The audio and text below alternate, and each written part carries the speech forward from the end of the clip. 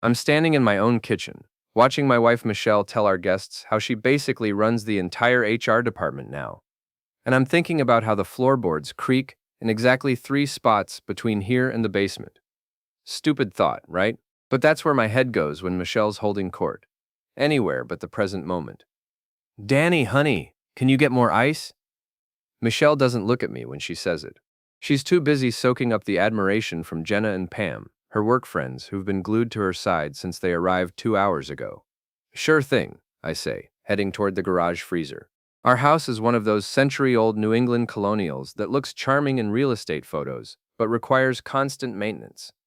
I've been renovating it for 5 years. New kitchen, refinished floors, updated electrical. Michelle loves telling people we restored a historic home. What she means is I restored it while she picked out paint colors. I'm Daniel Mallory, late 30s, IT specialist at the local university. Not glamorous, but stable. I fix servers, troubleshoot networks, and occasionally teach professors how to use email. Michelle finds my job embarrassing at parties like this, where everyone works for tech startups or corporations with names that sound like sci-fi weapons. When I return with the ice bucket, the party's in full swing. Sam, my best friend and owner of Riverside Brewery, is arguing good-naturedly with Trevor Hines about craft beer versus imports. Trevor's the regional sales director at Michelle's company, all slicked back hair, expensive watch, and a BMW he mentions every 15 minutes. Danny, Sam calls out. Tell this guy that real beer doesn't come in green bottles. I stay neutral in beer wars, I say, dumping ice into the cooler. I'm Switzerland. Everyone laughs. It's the role I play at these things, the funny, self-deprecating husband, who knows his place. Michelle's on her third glass of wine, which I notice because I've been married to her for 12 years, and I know her tells. Her laugh gets louder, her gestures bigger, her filter disappears. You know what? Michelle announces, loud enough that conversations stop. I think Danny and I should just get divorced. You know, wouldn't I, Hammond? Who of the Sisnan? You know, Njebia Bizim Bats of one. Does one. Wismo Quarad. Uhawanbadat. You know that Hona her should get it. Okay, I say, meeting Michelle's eyes directly. I'll prepare the papers. You know, in Wazav. You know, what are 9 jar doud. The laughter dies like someone cut the power. Michelle's smile freezes on her face, and I can see her trying to figure out if I'm joking. Jenna and Pam exchange glances. Trevor suddenly finds his phone. Very interesting. Danny, don't be ridiculous, Michelle says, but her voice has an edge now. You brought it up, I say calmly. I'm just agreeing with you. Sam clears his throat. Hey, who wants another round? The party limps along for another hour, but the energy's gone. People make excuses and drift toward the door. Michelle plays the gracious host, but she keeps shooting me looks that could strip paint. When the last guest leaves, she corners me in the kitchen. What the hell was that? She hisses. What was what? You embarrassed me in front of my friends. I embarrassed you? I start loading the dishwasher, keeping my hands busy. You're the one who announced we should get divorced. It was a joke, Danny. A joke. Everyone knew that. Did they? I closed the dishwasher and turned to face her. Because it didn't sound like a joke to me. It sounded like something you've been thinking about. Michelle's face flushes. You're being paranoid. Am I? We stare at each other for a long moment. I can see her calculating, trying to figure out how to spin this. Finally, she throws up her hands. Fine, be dramatic. I'm going to bed. She storms upstairs. I hear our bedroom door slam. I don't follow her. Instead, I grab a pillow and blanket from the hall closet and head down to the basement. My workshop is down here, a space I've carved out among the old furnace and storage boxes. I've got a workbench, my tools, and a comfortable chair where I sometimes sit when I need to think. Tonight, I need to think. Michelle's joke wasn't a joke. I've known for months that something was off. The late nights at work, the new clothes, the way she holds her phone like it's made of secrets. I've been ignoring it, telling myself I'm being paranoid. But tonight, something crystallized. I'm done ignoring it. The next morning, I'm up early. Michelle's still asleep when I leave for work, which is fine by me. The university campus is quiet on Saturday mornings. Just a few dedicated students in the library and the maintenance crew. I spend the day catching up on server maintenance and thinking about Michelle's face when I agreed to divorce. The shock, the anger, the fear underneath it all. When I get home that afternoon, Michelle's car is gone. There's a note on the kitchen counter. Out with Jenna. Don't wait up. I crumple the note and toss it in the trash. Our laundry room is off the kitchen, and I notice the hampers overflowing. Michelle usually does laundry on Saturdays, but apparently not today. I start sorting through the pile. Whites, darks, delicates. That's when I find it. A phone. Not Michelle's iPhone, with the rose gold case. This is a cheap Android, the kind you buy at a convenience store, with prepaid minutes. My hands are steady as I press the power button. The screen lights up. No password protection. Michelle's first mistake. The text messages load, and my stomach drops. Trevor. Can't wait to see you tonight. Usual place? Michelle. Yes. Danny's working late again. He never notices anything. Trevor. Poor guy. Does he really think you're at book club? LOL. Michelle. He's clueless, too busy with his little computer projects to care what I do. I scroll back. Weeks of messages. Months, maybe. Plans to meet. Explicit photos I don't want to see but can't look away from. And worse, conversations about me. Michelle to Jenna. Danny's so boring lately. Trevor actually makes me feel alive. Jenna, you deserve to be happy. Danny's always been kind of basic. Munhiv, right? Like, I've outgrown him. I need someone on my level. I sit down on the laundry room floor, still holding the phone. My heart's pounding, but my mind is crystal clear. I'm not surprised. I'm not even hurt, exactly. I'm angry. No, I'm coldly, perfectly furious. I stand up, pocket the phone, and head to my workshop. I've got a laptop down here, an old one I use for projects. I connect the phone and start downloading everything. Messages, photos, call logs. I organize it all into folders, back it up to 3 different locations. Evidence. Cold, hard, undeniable evidence. Then I call Sam. Hey man, he answers. How's married life after the party bomb? Can you meet me at the brewery? I need to talk. Sure, give me 20 minutes. Riverside Brewery is Sam's pride and joy. A converted warehouse on the edge of downtown, with exposed brick, industrial lighting, and 15 beers on tap. It's early evening, so the place is starting to fill up with the after-work crowd. Sam's behind the bar when I arrive. He takes one look at my face and pours 2 IPAs without asking. Okay, he says, sliding one across to me. What happened? I tell him everything. The phone, the messages, the photos. Sam's expression goes from concerned to angry to disgusted. Jesus, Danny, I'm sorry, man. Don't be sorry. Be helpful. I need advice. Advice on what? You're getting divorced, right? Oh, absolutely. But I'm not just walking away. She wanted to humiliate me at that party? She wanted her friends to laugh at me? Fine. Let's see how funny it is when everyone knows the truth. Oh, Sam leans back, studying me. You're not talking about doing anything stupid, right? Define stupid.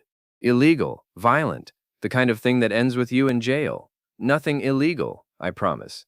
But Michelle thinks I'm clueless. She thinks I'll just roll over. I'm going to show her exactly how wrong she is. Sam grins. Now you're talking. What do you need? We're strategizing when the brewery door opens, and Michelle walks in with Jenna and Pam. Of course, of all the bars in this city, she walks into this one. Michelle spots me immediately. Her eyes widen, and I see her whisper something to her friends. They approach our table like they're doing me a favor. Danny, Michelle says, her voice syrupy sweet. I didn't expect to see you here. It's Sam's place. I'm here all the time. Right. She glances at Sam, then back to me. Listen, about last night. You mean when you announced you wanted a divorce? Jenna shifts uncomfortably. Pam suddenly finds the beer menu fascinating. It was a joke, Danny. I told you that. And I told you I'm taking you seriously. I've already contacted a lawyer. Michelle's face goes pale. You what? A lawyer? You know, for the divorce you want. I figured we should make it official. Danny, stop it. You're being ridiculous. I stand up, meeting her eyes. No, Michelle, I'm being honest. Maybe for the first time in a long time. You want out? You're out. Papers will be ready next week. You can't just... Yes, I can. And I am. I turn to Sam. Thanks for the beer. I'll call you tomorrow. I walk out of the brewery, leaving Michelle standing there with her mouth open and her friends staring. My phone buzzes before I even reach my car. Michelle, we need to talk. Now. Me. Nothing to talk about. You made your feelings clear. Michelle. Danny, please. I didn't mean it. I don't respond. Let her sweat. Monday morning. I'm at the law offices of Patterson and Associates by 8 a.m. Linda Patterson is a sharp woman in her 50s who comes highly recommended by one of my colleagues at the university. So, she says, reviewing the documents I've provided, your wife has been having an affair with a coworker, and you have documented evidence. Correct. And you want to file for divorce. Yes. And I want to make sure she doesn't get to play the victim. Linda looks up at me. Mr. Mallory, in this state, adultery doesn't affect property division as much as you might think. But it can impact alimony, and if there are children involved, custody arrangements. We don't have kids, I say. And I'm not trying to destroy her financially. I just want everyone to know the truth. The truth will come out in divorce proceedings, Linda says. But if you want to protect yourself, we need to be strategic. Your wife works in HR, which means she understands workplace policies. If her affair is with a direct report or supervisor, that could be grounds for termination. I hadn't thought of that. Trevor's her boss, Linda smiles. It's not a nice smile. Then we have options. We spend the next hour going over strategy. Linda will file the papers, citing irreconcilable differences and adultery.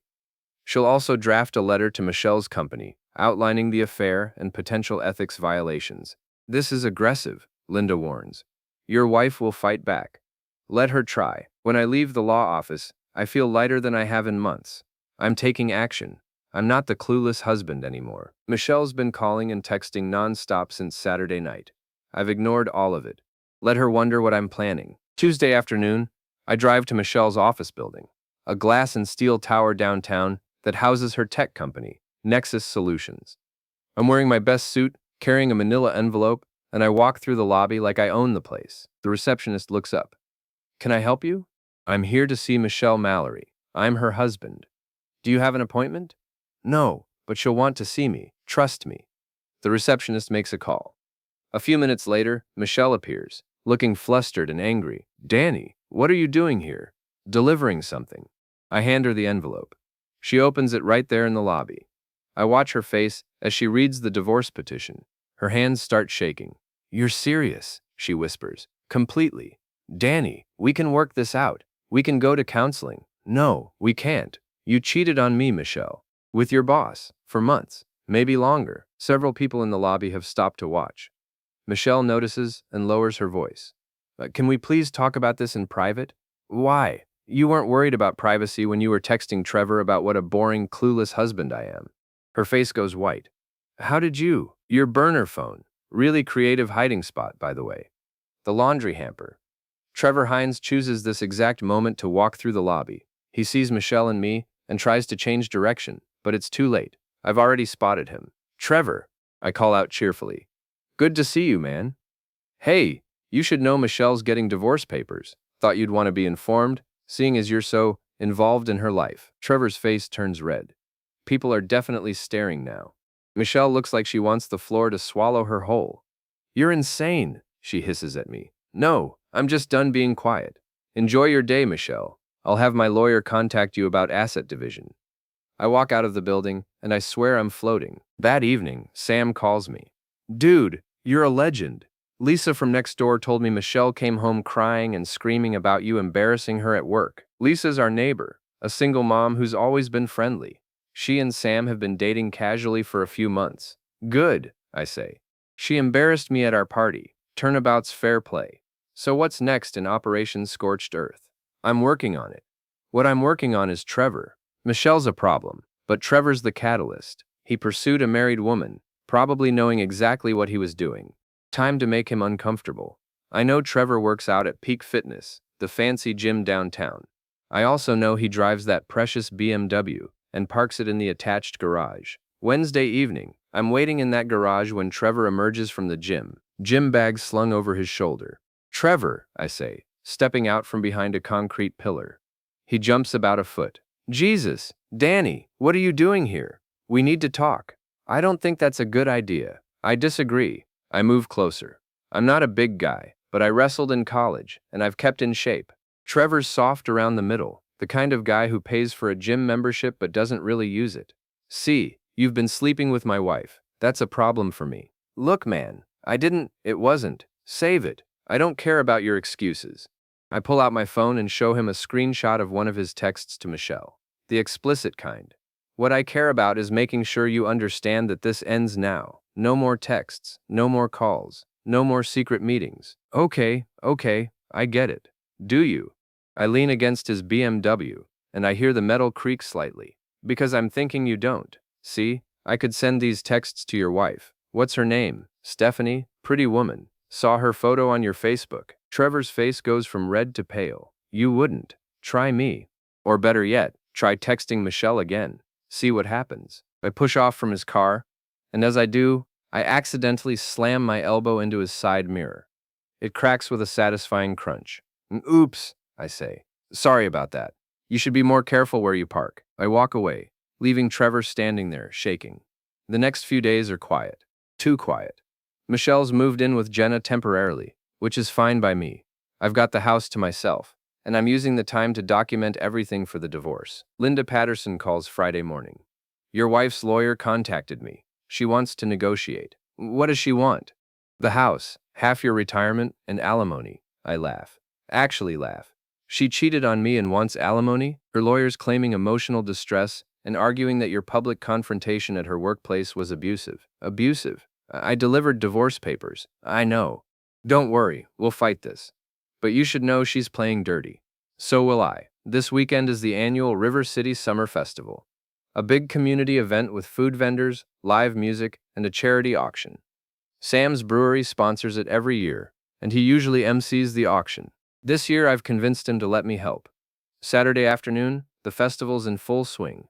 The park is packed with families, and the smell of barbecue and fried dough fills the air. I spot Michelle across the crowd with Jenna and Pam. She's wearing sunglasses and a sundress, playing the part of the carefree divorcee. Sam finds me near the beer tent. You sure about this? Absolutely. It's going to cause a scene. That's the point. At 4 p.m., the charity auction starts. Sam's on the small stage, microphone in hand, working the crowd. I'm standing off to the side, waiting. All right, folks, Sam announces. Before we start the bidding, my friend Danny Mallory has a few words. Danny, come on up. I take the microphone. Michelle's face, even behind sunglasses, registers shock. Thanks, Sam. I just wanted to take a moment to thank everyone who's made this festival possible. Especially the sponsors, the volunteers, and my soon-to-be ex-wife Michelle, who's here today. The crowd murmurs. Michelle's frozen in place. Michelle taught me an important lesson recently about honesty and communication. See, she told me at a party that we should get divorced, in front of all our friends. And you know what? She was right. We should. Especially after I discovered she'd been having an affair with her boss for the past 6 months. The murmuring becomes gasps. Jenna tries to pull Michelle away, but Michelle's rooted to the spot. So Michelle, if you're listening, and I know you are, I want to say thank you. Thank you for showing me who you really are. And Trevor, if you're here, thanks for taking her off my hands. You two deserve each other. I hand the microphone back to Sam and walk off the stage. The crowd parts like the Red Sea. Some people are staring. Some are whispering. A few are actually applauding. Michelle's face is crimson. She's saying something to Jenna, gesturing wildly. But I don't stick around to hear it. I've said what I needed to say. That night, Lisa texts me. OMG, Danny, what did you do? Michelle's having a complete meltdown. Jenna brought her back to her place, and she's been screaming for an hour. Me. Just telling the truth. Lisa. Well, the truth is spreading fast. My sister works with Pam, and apparently everyone at Nexus Solutions is talking about it. Good. Sunday morning, Sam calls. Dude, you're not going to believe this. Trevor's wife showed up at his house last night. How do you know? Lisa's neighbor is Trevor's neighbor. Apparently, Stephanie threw a drink in his face on the front lawn and drove off. The whole street heard her screaming about divorce. I smile. Interesting. Did you? I may have sent an anonymous email to Stephanie with some screenshots, purely in the interest of honesty. Sam laughs. You're diabolical. I'm thorough. But I'm not done yet. Monday morning, I'm back at work when I get a text from an unknown number. We need to talk. This is getting out of hand. Meet me tonight. 7 p.m. Riverside Motel, room 12. Come alone. Mish. Using a different phone, probably borrowed from Jenna, I text back. Fine. Then I forward the message to Sam and Lisa. Backup plan in motion. Stand by. The Riverside Motel is exactly as sleazy as it sounds. A rundown place on the edge of town where rooms rent by the hour and nobody asks questions. I arrive at 6:45 and park across the street where I can see room 12. At 6:55, Michelle's car pulls up. She goes into the room. At 7:05, Trevor's BMW arrives. Interesting. I text Lisa. Both targets in room 12. Execute phase 2. Lisa's been invaluable in this operation. Turns out she's friends with Stephanie Hines, Trevor's wife. They met at a PTA meeting last year. When I explained what was happening, Lisa was more than happy to help. At 7:15, Stephanie's Mercedes pulls into the parking lot. Lisa's in the passenger seat. They park next to Trevor's BMW, and I watch as Lisa points to room 12. Stephanie's face hardens. She gets out of the car, marches to the door, and pounds on it. I can't hear what's being said, but I don't need to. The door opens, Mish looking confused, and then Stephanie pushes past her into the room. The shouting starts immediately. I get out of my car and walk closer, phone out, recording. Not for public consumption, just for legal protection. Stephanie's voice carries across the parking lot. You son of a bitch, you told me it was over, Trevor. Stephanie, I can explain. Mish, Lef, what is she doing here? Stephanie rounds on Michelle. What am I doing here? What are you doing here with my husband? This isn't what it looks like. Really? Because it looks like you're meeting my husband at a cheap motel. Other motel guests are coming out of their rooms now, drawn by the commotion. Someone's filming on their phone. This is going to be all over social media by morning. Trevor tries to leave, but Stephanie blocks his path. You're not going anywhere. We're going to talk about this right here, right now. Stephanie, please. Don't you please me. I gave you everything. I supported your career, raised our kids, and this is how you repay me? With her? Michelle tries to interject. Look, this is between you and Trevor. Oh no, honey. This involves you too. You knew he was married. You pursued him anyway. What kind of person does that? I didn't pursue anyone. He came after me. Trevor's face goes white. Michelle, shut up. No, I'm not taking the fall for this alone. You told me you were leaving her. You said your marriage was over. Stephanie laughs bitterly. Our marriage was fine until you showed up. I'm standing about 20 feet away now, just watching. Michelle spots me and her face contorts with rage. You, she screams. You did this. You set us up. I didn't set up anything, I say calmly. I just told people the truth. You two did the rest. You're a bastard, Danny. A vindictive, cruel bastard. Maybe, but I'm not a cheater. Stephanie looks at me, then at Michelle, then at Trevor. You know what? You two deserve each other. Trevor, I want you out of the house by tomorrow. My lawyer will be in touch. She storms back to her car. Lisa gives me a subtle thumbs up from the passenger seat, and they drive away. Michelle's crying now, mascara running down her face. Trevor's standing there looking shell-shocked. The crowd of onlookers is growing. This is your fault, Michelle sobs at Trevor. You said we'd be together. You said you loved me. Michelle, I didn't. You lied. You lied about everything. You're the one who's married. You lied to your husband. They start screaming at each other, and I realize this is the perfect moment to leave. My work here is done. As I walk back to my car, Trevor spots me. Hey, wait, this is all your fault. I turn around. My fault? I'm not the one who slept with someone else's spouse. That's all on you two. You manipulated this whole situation. No, I just stopped being quiet about it. There's a difference. Trevor takes a step toward me, and for a second I think he might actually try to hit me. But he's a coward at heart, and he stops a few feet away. You're going to regret this, he says. I doubt it, but you know what you will regret? Your boss finding out about your affair with a subordinate. That's an ethics violation at Nexus Solutions, isn't it? Trevor's face goes pale. You wouldn't. I already did. Sent an email to HR this morning with documentation. You should probably check your work email. He fumbles for his phone, and I see the moment he finds the email. His face goes from pale to green. You destroyed my life, he whispers. No, Trevor, you did that yourself. I just made sure everyone knew about it.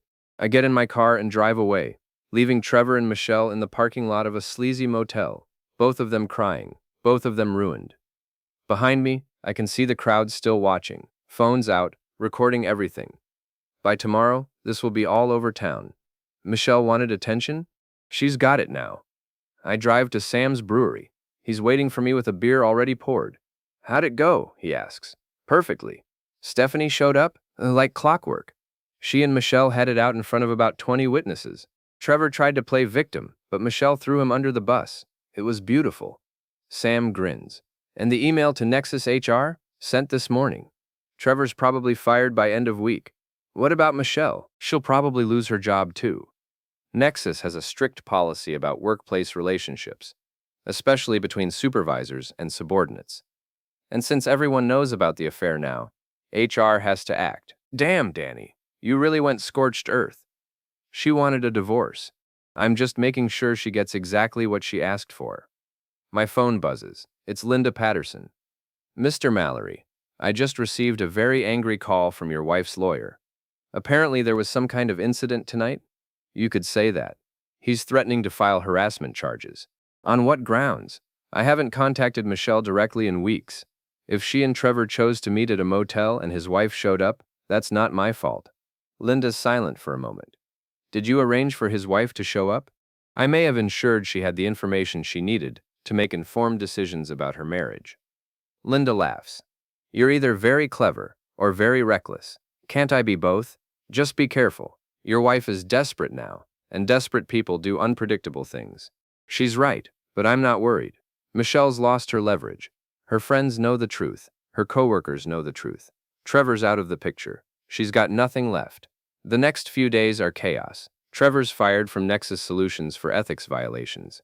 Michelle's put on administrative leave pending investigation. Stephanie files for divorce. Jenna and Pam distance themselves from Michelle. Apparently, being associated with a homewrecker is bad for their social standing. Michelle tries calling me repeatedly, but I don't answer. My lawyer handles all communication. Friday afternoon, I'm at home when there's a knock on the door. It's Michelle. She looks terrible. Her hair's unwashed, her eyes are red from crying, and she's wearing sweatpants and a stained t-shirt. Danny, please, we need to talk. My lawyer said all communication should go through her. Screw the lawyers. I need to talk to you, human to human. Against my better judgment, I let her in. We sit in the living room, the same room where she threw that party and announced she wanted a divorce. I'm sorry, she says. I'm so sorry. I made a terrible mistake. Multiple mistakes. Yes, multiple mistakes. But Danny, we can fix this. We can go to counseling, work through it. No, we can't. Why not? Because of your pride? Because you don't love me, Michelle. You probably never did. You loved what I represented. Stability, a nice house, someone to do the boring work while you chased excitement. That's not true. It is true. I read your messages, all of them. You called me boring, basic, clueless. You said you'd outgrown me. Those aren't things you say about someone you love. Michelle's crying now. I was angry. I didn't mean it. Yes, you did. And you know what? You were right. I am boring. I fix computers, renovate houses, and drink beer with my best friend. That's who I am. But I'm also loyal, honest, and I would never have betrayed you the way you betrayed me. So that's it? You're just going to throw away 12 years? You threw them away when you slept with Trevor. I'm just cleaning up the mess. She stands up, anger replacing tears. You're going to regret this. You humiliated me in front of the entire town. You destroyed my career, my reputation, my life. I told the truth. That's all I did. You manipulated everything. You set us up at that motel. I made sure Trevor's wife knew where he'd be. What happened after that was your choice and his choice. You could have stayed home. You could have told him no, but you didn't. Michelle's face is red with rage. I hope you're happy, Danny. I hope this revenge was worth it. It was. She storms out, slamming the door so hard a picture falls off the wall. Sam comes over that evening with pizza and beer. We sit in my living room, eating and watching a baseball game. So, he says, it's over. Almost. Divorce will be final in a few months. Michelle's lawyer is trying to fight it, but Linda says we've got a strong case. What about the house? I get to keep it. Michelle's affair means she's not entitled to alimony. And since I can prove I paid for most of the renovations, the house is mostly mine anyway. And Michelle, last I heard, she moved back in with her parents. Trevor's wife took him for everything in the divorce, so he's broke. Michelle's unemployed. They're both pretty much starting over from nothing. Sam raises his beer. To new beginnings. To truth, I counter. We clink bottles. 6 months later, I'm standing in my kitchen. The same kitchen where this all started. hosting a small dinner party. Sam's here with Lisa, who's now his official girlfriend. A few colleagues from the university, Mr. Cross from next door, who's turned out to be surprisingly good company once you get past the grumpy exterior.